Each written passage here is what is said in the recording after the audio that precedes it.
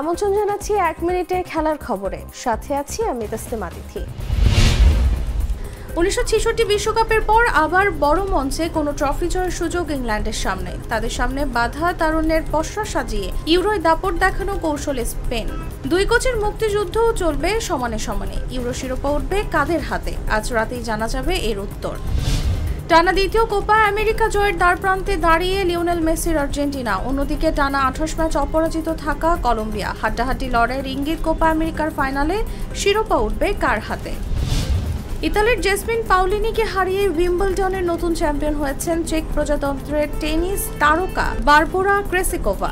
এ নিয়ে দ্বিতীয়বারের মতো গ্র্যান্ড স্ল্যাম জিতলেন তিনি। এর আগে 2021 সালে ফ্রেঞ্চ ওপেনের শিরোপা জিতেছিলেন এই চেক তারকা।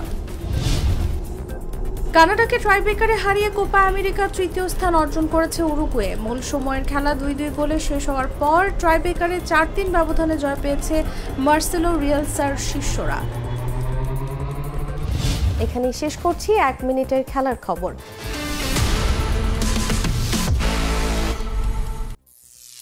করিম চাচা, আপনার প্রিয় মানুষদের কখনো বিপদে ফেলতে চাইবেন না স্যার। তাহলে আমাদের বিপদে রাখা কি ঠিক হচ্ছে?